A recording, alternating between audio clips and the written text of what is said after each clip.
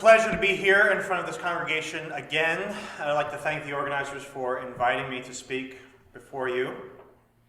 When they asked me to speak here on 4th of July weekend, I thought, the 4th of July, we commemorate this event every year with fireworks and parades and all this fun time things we do. But when it comes down to it, this is a holiday that commemorates warfare. This is the 4th of July. The signing of the Declaration of Independence was the signing of the start of the Revolutionary War. Right? So we look back on that year after year after year, and we celebrate war, that our country was founded in war. And that's sort of what the fireworks commemorate, the bursting of flames in the air. And the event itself is not a peaceful event either. I went there with a 2-year-old boy, and I can tell you that is not a peaceful thing. Nor is it in the evening when I'm trying to get to sleep and people still want to keep celebrating, and then the popping keeps going. So it's a weekend that is antithetically opposed to peace. And so, of course, that's what I want to talk about, is peace this Sunday. In the Gospel according to Matthew, as I read, Jesus says, as he's beginning the Beatitudes, he says, "Blessed are the peacemakers, for they should be called sons of God." And that's an interesting comparison, I think. Sons of God, right? So that's a phrase, that's a term that's really, in the Christian tradition, is only used to refer to one person, right? Jesus himself. So what he seems to be saying here is that if you are a peacemaker, if you seek to create peace in your community, then you're like him. Now that's an interesting prospect, I think. So the counter to that, so the question that pops up after that is, well, then what does happen when peace is sought for those who seek to follow Jesus? Well, all it takes is to look back over the past 2,000 years of Christendom and see that those who take these words to heart have not done a very good job at creating a peaceful world. And so why is that? Why has it been so hard to create peace? Right? Jesus came, he preached peace. Paul preached peace. Why has it been so hard to create peace in our communities, in our world? And I think when we get back to those questions of, where does the need for peace come from, we ask ourselves, where does war come from? Why is there a need for peace? Where do these conflicts arise? And I think that every single conflict ultimately boils down to somebody drawing a line in the sand and saying, "Beyond this you shall not pass," or else. When we explore questions of where aspects of our humanity come from, it's very difficult to find good answers, right? We can't go back in time and find the earliest humans. We can't ask questions of our ancestors. We can read some of their writings, perhaps, but we can't really know what's going through their heads. We can't see what they actually did. The next best thing that we can do when asking questions about who we are and what we are is just like when we try to place ourselves within the context of the stories that our families tell, right? So you compare yourself, your story, your experiences with those of your siblings, with those of your cousins and aunts and uncles. And you try to figure out where you fit into all this, where you get these traits from, right? So you have this passion for woodworking. Well, so does your uncle. Maybe there's something shared there. Well, it's just like with humanity. We have to look to our closest relatives in order to ask those questions. And there's a primatologist based out of Emory University in Atlanta, Georgia. His name is Franz de Waal, and he has done a lot of study on our closest relatives, chimpanzees especially. And he's written a number of popular books that explore the commonalities between humans and our closest relatives in the primate clade. One of them being our inner ape, which is an excellent one I would recommend. When you look at chimpanzee society, you do see profound violence spurting up. And you do see something manifesting which we would recognize as war. One of the things which happens frequently in chimpanzee society is that the troops exist with boundaries around them, right? So they have territories, and they sort of defend these territories. And every once in a while, a group of young males will get together and roam and cross their boundaries. They cross that line that they've divided themselves from the other troops, and they go into another troop's territory and find a vulnerable individual and lay upon that chimpanzee and tear it limb from limb, completely destroy it. Right, so this is something that we see in our closest relatives. This mirrors what we see in ourselves. We see the same tendency in ourselves. And it seems inevitable. And this may be why Jesus said later in the Gospel according to Matthew chapter 10, he says, "Do not think that I have come to bring peace to the earth. I have not come to bring peace but a sword." And this is but one of many contradictory sayings according to Jesus that we read in the Gospels, of course. And one of the aspects of the gospel of doubt is being willing to question that and say, maybe Jesus was wrong. Maybe he's speaking to something. Maybe he's contradicting himself. We need to ask why. We need to find out what exactly this means, right? One thing that I think this could mean is that maybe Jesus was aware, or maybe whoever was writing on behalf of Jesus was aware that his own name would be used to draw a line in the sand. And that people would say, do not cross over this name of Jesus that I've drawn here.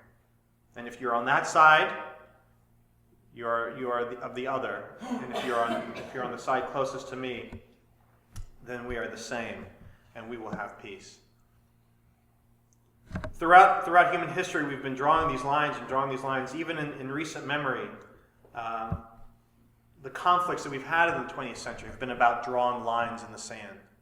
Right? So this is the Korean War, which was fought over a literal line, a line drawn across the Korean peninsula. Right? This is after World War II. The United States and the Soviet Union was dividing up the territories in Europe and also in Asia, and Korea had been largely conquered by the Japanese Empire, and now we were trying to figure out, okay, who's going to get what? And the Soviet Union took the north, and we took the south. And the governments that were set up there immediately started fighting because there was a line between them. There was a line between them. And if you were on the wrong side of this line, very bad things happened. Just like with the chimpanzee troops. So these were civilians that were slaughtered by North Vietnamese that felt that they were on the wrong side of the line. And when you see it up close, when you see this devastation up close, it can really affect you. But one of the things that has happened with our technology, our war-making technology, is we can get further away from that line. We don't have to be right up to it with drawn swords. We can be miles away from it, shooting shells from a ship in the middle of the ocean. We can be so far away from it that we can drop a bomb and destroy an entire city. And in the 21st century, as in the 20th century, the distance between the soldier and the line is no less effective. It causes no less havoc on that person's spiritual sense and their emotional well-being. And I want to share with you now a section of the Gospel of Doubt. This is the Gospel according to Steve. Steve Mooney was a lieutenant in the United States Army, served in Afghanistan, now out of the Army. He wrote about those experiences, is writing about those experiences for the Gospel of Doubt. And he talks about one instance where he had to cross that line. But this being the 21st century, he got to cross that digitally. And how that affected him. So this is the Gospel according to Steve. I once had a man killed who was armed only with a shovel. In this case, it was midnight, and he was burying something along a section of road where improvised and explosive devices had been detonated against our patrols. He was smoking a cigarette after finishing the burial when the bomb nearly missed him and exploded nearby. He had some natural cover in this valley, and it would have been a tricky shot. The infrared display went white, black, white with a sensor overload. Then hot objects appeared all over the place, and I didn't see anything recognizably human standing out on the thermal. I watched it all in clarity through a thermal camera and transmitting from a UAV orbiting unseen miles above. I saw his body the next day. The charred and shattered upper half was around 20 feet from the lower, still connected by the intestines. I consoled myself at the time with the notion that I couldn't figure anything else that he could have been up to. That patrols had warned the locals that this kind of thing would happen if it looked like IEDs were being placed. I told myself that in the very likely event that he was planting an IED, the bomber would remotely trigger it from a standoff range, out of danger, the same way we were striking him, though the technology was hugely different. We were soldiers, and if we could not kill people, we were not soldiers. So we coldly dropped a bomb on this man at near zero risk to our own guys. As to the charred, halved corpse of the guy, I remember that they found several unexploded IEDs in that area later. But I don't know if we killed a Taliban fighter or an innocent man burying his dog in the wrong place at the wrong time. If better than 3/4 of folks in the military are Christian, chances are the Air Force guy piloting the UAV and pulling the trigger to drop that bomb was Christian. Likely the guy who loaded that bomb was too, as was the guy who built it. But I was an atheist. Nevertheless, we all helped kill a man. Though if it had been the wrong guy, responsibility would be mine in this case. We killed a lot of people in this way, and he was just one. So the effect of the line still exists even in the 21st century, even when we kill each other remotely via digital technology. In Korea, the war never ended, technically, although the war was never started, technically. It was a police action, a United Nations police action, that did not end with a peace treaty. It ended with an armistice. They put down their guns, but the line in the sand remains, and we stare across it still today. Our elected leaders and unelected leaders look at each other through binoculars while people take handy photographs for propaganda purposes. But military war is not the only war that we have to deal with. They're not the only kinds of lines drawn in the sand. We also have to deal with cultural wars, right? So this is not literally my grandmother, but this is my grandmother on both sides, right? So during World War II, my grandmother tied a kerchief around her head, rolled up her sleeves, and went to work like Rosie the Riveter, building aircraft engines. She did that all through the war. And then when the war was over, she did what she was told. She put that away, got married, raised a family, and started cleaning houses instead of building engines. She did what was expected of her, which was what's been expected of women in this country for years and years and years. And she would have, I've never asked her about this personally, but I'm sure she would have rejected much of the feminist movement that was coming along at the time. I know my mother did and does. She is very much her mother's daughter. But there has been, nevertheless, a great upswell in feminism and a push for more equal rights for women in this country. That has seen a lot of success, right? And there has been a culture war. The lines are constantly drawn. The battles have been fought. Sometimes won in the cause of equality. Sometimes less so, right? So we've just had a recent decision by the Supreme Court that seems to be a bit of a regress, if you will. And many of my friends who are feminists, many of the people that I know in the secular community, are sharpening their bayonets as we speak, getting ready to redraw the lines and go to battle again. And many in the conservative Christian community are doing the same thing, excited about that. But I think that may be a little misplaced.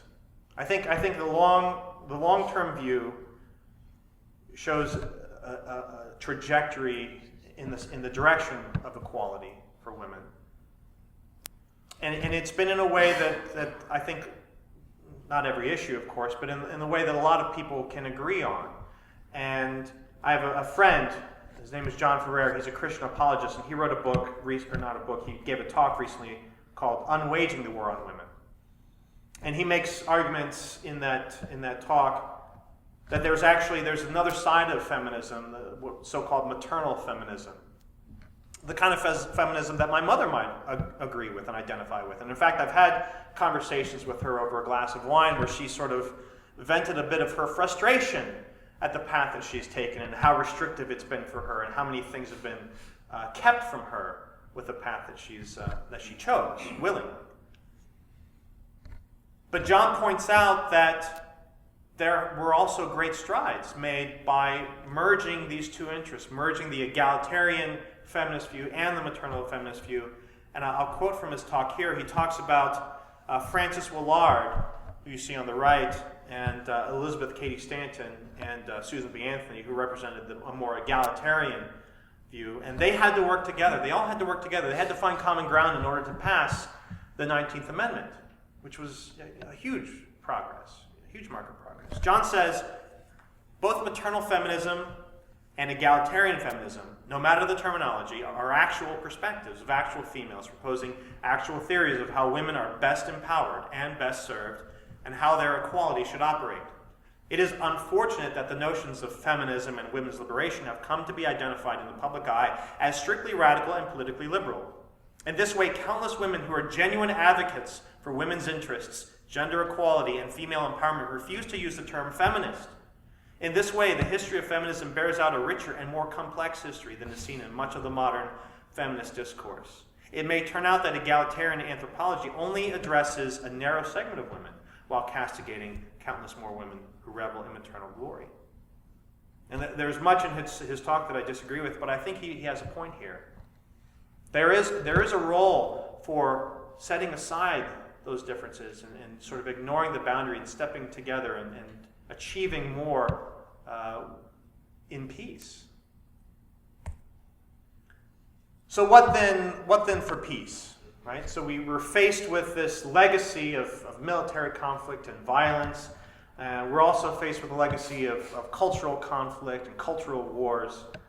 What then for peace? Well, according to Steven Pinker, we are actually getting more peaceful as a society, as a global society.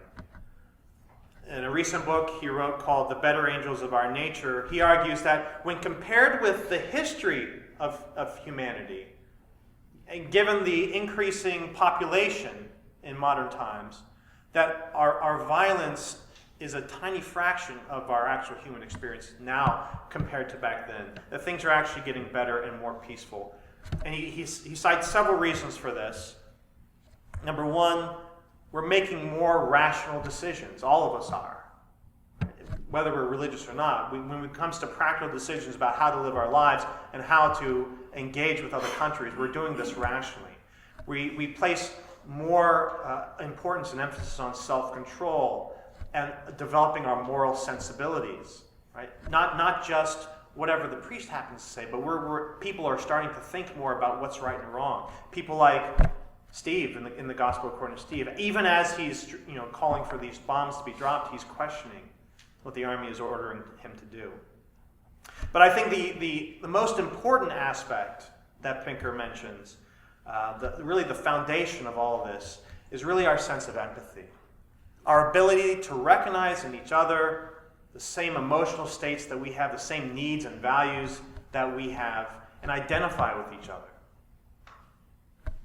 Getting back to Frans de Waal, one of the other species that he studies quite in depth is the bonobo, right? So if you're not familiar with the bonobo, there's actually two different species of chimpanzee. There's the greater chimpanzee, which we're most familiar with, Pan troglodytes, but there's another one called the bonobo, or Pan paniscus, which is a little bit different. It's actually a separate species, and it has a wildly different social life than the chimpanzees that most of us know about.